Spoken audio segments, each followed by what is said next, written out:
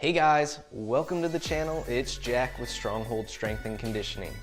And today, we're going over that front shoulder pain you're getting when you're doing a bench press and how to fix it for good. But before we get into that, if you're new to the channel and you want effective and quick tips on how to optimize your nutrition and maximize your training performance, make sure you take a moment and hit that subscribe button so that you don't miss out on future content like this. Use that little bell too. Ready? Let's get into it.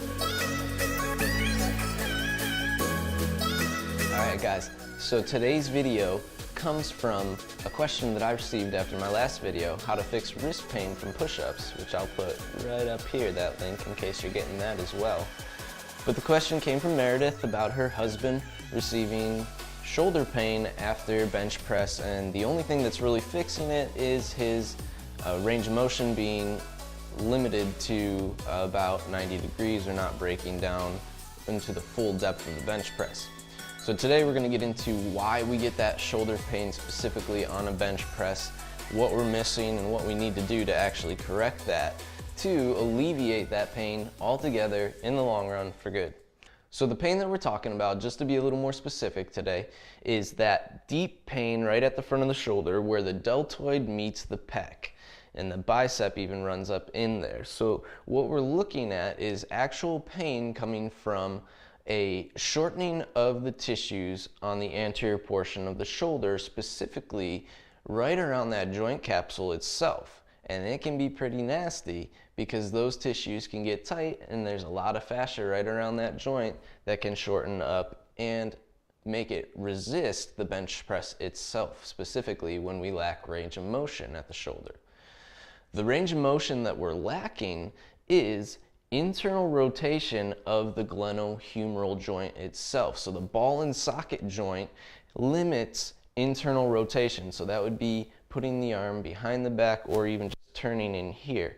And what you'll normally see when we lack that internal rotation is that my scapular positioning has to compensate for the lack of stability at the ball and socket joint, so I get an elevated and protracted shoulder. And this would be, if you can imagine the bench press at the bottom, elevated and protracted, putting a lot more stress at the front of the shoulder because I have the bench pushing at my back and the bar pushing at my front. I've made a nice little sandwich there that puts a lot of force right on those tissues that have limited mobility and range of motion. So we're going to show you how to, first of all today, test to make sure that we're all talking about the same pain at the front of the shoulder here. We're going to look at the mobility to help the joint itself come back into a good position. And then we're going to look at a mobility to help those tissues respond better to a stretch. So we're going to do a little self-myofascial release on it. Lastly, we're going to teach you how to activate the musculature that's a little bit underactive to help balance out the shoulders a little bit better in the bench press, and in the long run get them to activate more consistently so that the anterior portion of our body is not consistently doing the work for musculature that should be helping out.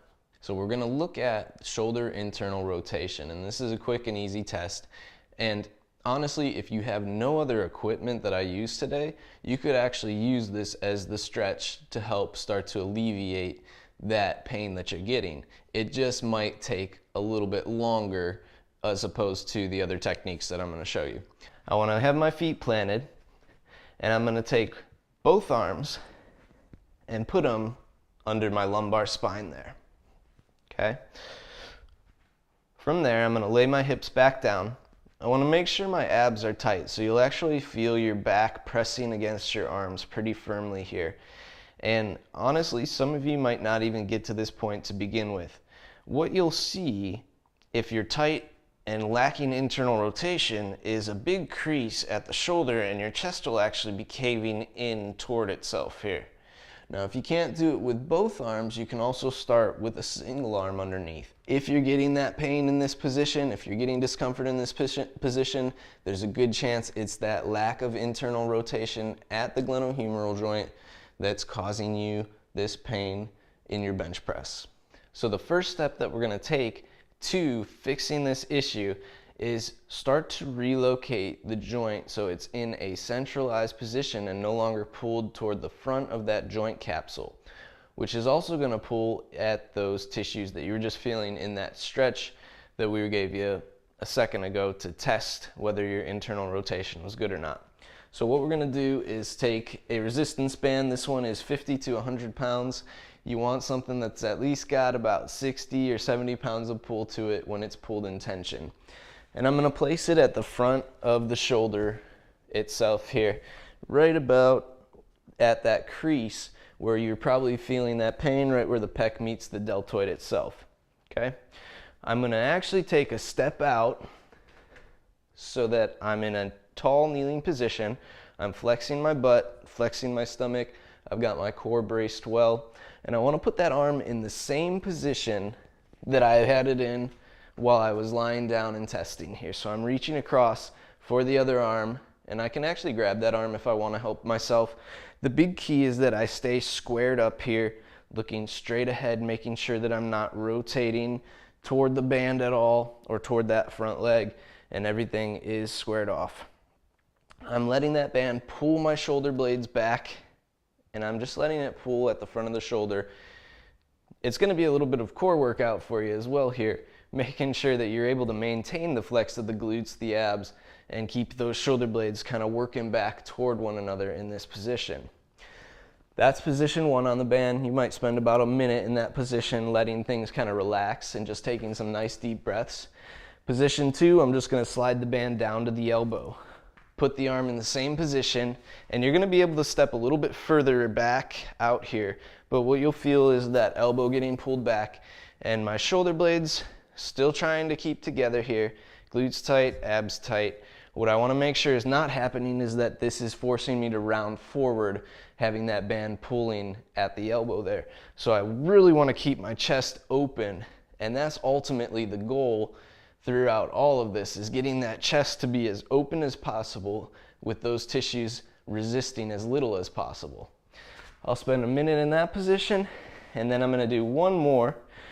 I'm going to take the hand, wrap it so it's around the wrist with that band, and I just interlace that band between my middle and ring fingers there.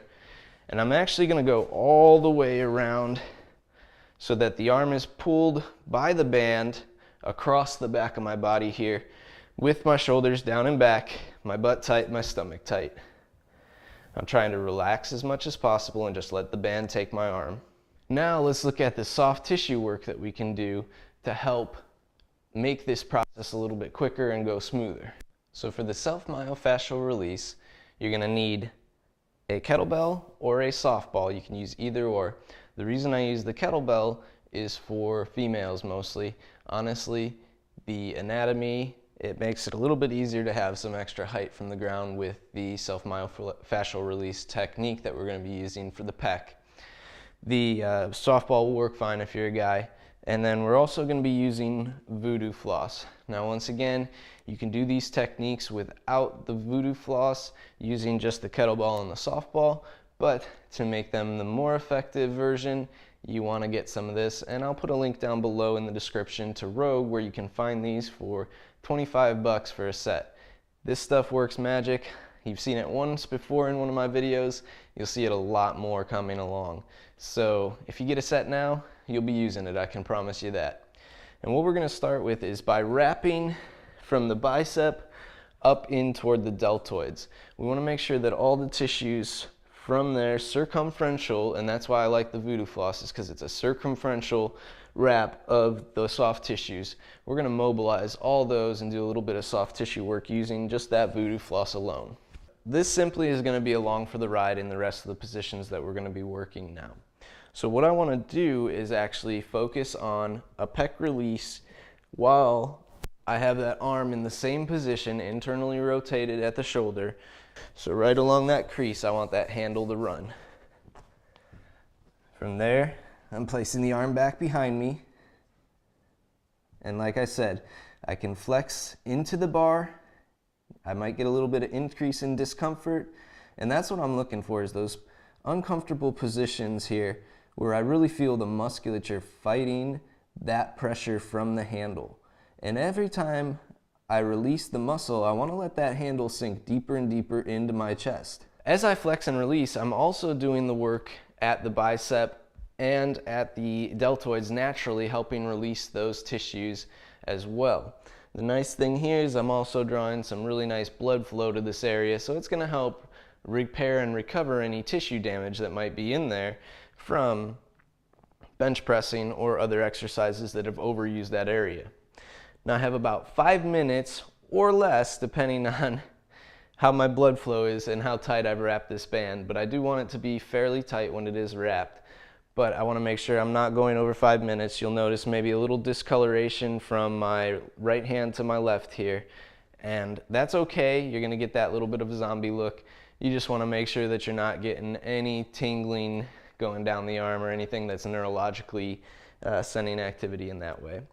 We've released the pec, we've released the bicep tendon and given that a little bit more slack to work with. Now it's time to actually activate the musculature that should be creating stability when we're doing a bench press. So what I have set up here is a resistance band from post to post, and I want it to be about chest height, nipple height on the bar when I'm doing this. I'm gonna reach through the bottom here with both hands, just like I was holding the bar. And what I want to do is just hook the band with my thumbs. With the arms as straight as possible, I want to get my shoulder blades on my upper back so my chest is out, making sure I'm not protracted and rounding into this press, that I'm already allowing to that band, pushing my shoulders back, flexing my butt, flexing my stomach, getting my core engaged. And from there, I'm just going to keep a straight arm with the thumb hooked, and I'm going to externally rotate at the shoulder. And what I should feel is a lot of activation going on at the armpit back here, along the lat, along the serratus, teres. That's going to be all kicking in to fire and rotate the arm. See, this rotation I'm doing should be the same feel that you have when you're gripping the bar. I want to imagine myself bending that bar as I'm doing my press to activate that posterior musculature. And if I haven't been doing that, that's going to also play into the fact that my stabilization is coming from that anterior portion. So technically my elbows should stay rotated down and in toward my ribs a little bit, maybe about 45 degrees. A lot of times you see the elbow rotating out and popping out wide. That's automatically loading more of the musculature along the front side of my body. So if I can keep that bend on the bar throughout the press, I'm going to be using more of the musculature I want to. There you guys have it, my top secrets on how to keep those shoulders firing well for the bench press. Once again, test, then take it to the joint mobility first. Get the joint in a good position, then treat the soft tissues surrounding the joint, making sure that we're moving well from those tissues and we're not getting a lot of restrictive force from it. And finally, activate the tissues that should be working as well during that exercise, during the bench press. And each time you can use that activation and primer before you go to bench press to make sure that you're teaching which muscles should be talking when you're doing the work in the first place. If you guys like this video, make sure that you let me know by clicking that like button down below. If you've ever felt that shoulder pain before and you know what we're talking about, leave a comment in that comment section. And if you have any questions, please leave them down below because you know that I'm going to answer them for you guys. The only reason to not subscribe to this page is if you don't like quick and effective tips on nutrition and exercise to help maximize your efforts. So if you do want those things, click that button. Make sure you don't miss out on it by hitting that bell notification every time a new video comes out. If you guys need something a little bit more specifically tailored to you, take a moment, stop by our website, the link's down below in the description. Sign up for your free hour session, and I will have an hour alone with you where we can just talk about your goals and make sure that you're doing the right things to begin with for no cost at all. Or fill out the online coaching inquiry and apply for our coaching program where we'll get you headed in the right direction in no time. I want to thank you guys for watching today. We'll see you next time.